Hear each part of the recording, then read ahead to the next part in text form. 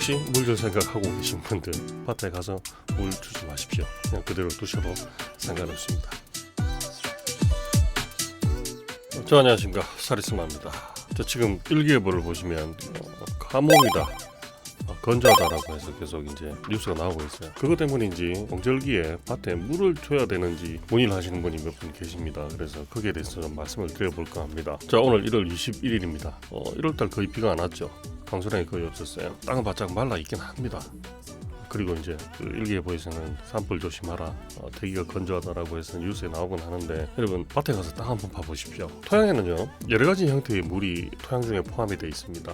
대표적으로 결합수라는 게 있고요, 흡습수라는 게 있고, 그 다음에 모관수, 또 중력수, 이렇게 네 가지 정도로 구분을 할 수가 있어요. 그 외에도 수증기도 거기에 포함이 되긴 합니다만, 수증기는 별도로 두고 말씀드리겠습니다. 결합수 같은 경우 말 그대로 뭔가 결합해 있다는 그런 의미인데, 토양 자체에 완전히 결합이 되어 있어서 이걸 어느 정도 온도 고열에 가열을 하더라도 분리가 되지 않을 정도로 굉장히 강하게 결합이 되어 있어요. 그래서 그 흙에 포함되어 있는 물이 있다고 하더라도, 존재한다 하더라도 그 물을 식물의 뿌리가 사용할 수 없습니다. 그리고 흡습수도 마찬가지예요. 뭐 결합수만큼은 아니지만 워낙 토양에 강하게 협착이 되어 있어서 식물 뿌리가 사용하기 힘든 그런 수분입니다. 이 흡습수 같은 경우는 어느 정도 열로 가열을 하면 분리가 되긴 해요. 하지만 식물이 직접 이용하기에는 적합하지 않은 그런 물입니다. 그리고 모관수라는 게 있습니다. 이 모관수가 사실 제일 중요한 역할을 하고요. 그리고 중력수, 그게 식물에 주로 이용하는 물 수분이 되겠죠. 근데 이 중력수 같은 경우는 이런 겁니다. 비가 오면요, 지하 수위 땅에도 어느 정도 이제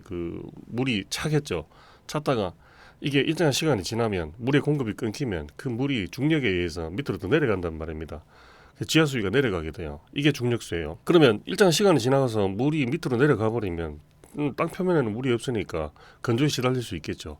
이걸 막아주는 게 모관수예요. 모관수는 모세관 현상하고도 좀 연관이 있습니다만, 이 모관수는 물이 많으면, 수분의 함량이 높으면 중력에 의해서 밑으로 내려갑니다.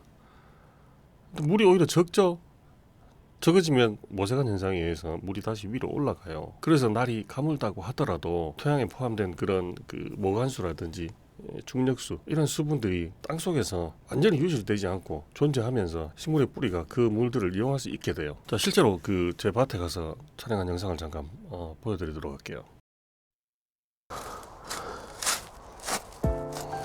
한 삽을 떠서 팠습니다. 내부에 보세요. 여기가 표면이거든요. 표면에서부터 요까지 빼고는 요 밑에 물 다 있죠. 1, 2cm 정도 빼고는 흙이 젖어 있어요. 여기로도 보십시오. 여기 1, 2cm 빼고는 밑에 흙이 다 젖어 있다고요. 식물 뿌리는 땅 속으로 들어갈 거 아닙니까? 가물다고 해도 오히려 그런 가뭄 기간 동안 식물의 뿌리는 물을 찾아서 더 많이 발근을 하게 돼요. 보시는 바와 같이 여러분들 땅을 파보시면 지표면 일부 외에는요, 그 밑에는 흙이 젖어 있습니다.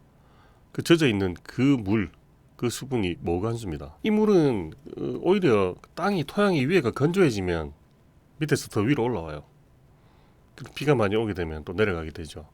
그래서 이 모관수가 어느 정도 유지되는 한은 뿌리가 큰 가뭄에 시달릴 일은 없어요. 일기예보상에 대기가 건조하고 비가 자주 안 와서 가뭄이라고 하지만, 아직 토양 내에 가지고 있는 수분들은 어느 정도의 수준을 유지하고 있다는 겁니다. 그래서 손님들이 전화가 와서 물을 줘야 되냐고 저한테 물어보면 저는 주지 말라고 하죠. 물 줄 필요가 없어요. 땅 밑에는 물이 있어요. 근데 굳이 거기다가 일부러 물을 줄 필요도 없거니와, 여러분 목이 마르면 어떻게 됩니까? 식물이 물이 더 필요하다고 하면 그 모관수가 있는 더 밑에까지, 지하까지 뿌리를 뻗어서 그 물을 흡수하기 위해서 발근을 시키게 돼요. 더불어서 동절기에는 또 수분이 많이 필요가 없습니다. 몸 안에 수분을 많이 가지고 있으면 오히려 겨울을 나는데 불리해요. 그리고 정산작용도 생육이 왕성할 때보다는 훨씬 덜이기 때문에 수분이 많이 필요로 하지 않아요. 그래서 그 정도의 물만 가지고도 식물이 겨울을 나고 월동을 하고 휴면을 하고 생명을 유지하는 데는 큰 문제가 없다는 얘기입니다. 정리 한번 해드리겠습니다. 토양에 있는 수분은 수증기를 제외하고 결합수, 흡습수, 그 다음에 모관수, 중력수, 이렇게 네 가지 수분으로 나뉘게 되는데, 결합수, 흡습수는 식물이 이용할 수 없기 때문에 제외하고요. 모관수, 중력수, 이 물들을 식물이 이용하게 되는데, 그 중에도 이 모관수 같은 경우는 지금처럼 가물 때, 토양 표면에 물이 없을 때 오히려 밑에 있던 수분들이 위로 올라오게 돼요. 식물이 뿌리는 그런 모관수를 이용하게 됩니다. 그래서 따로 겨울에 우리가 밭에 물을 줄 필요가 없다라는 겁니다.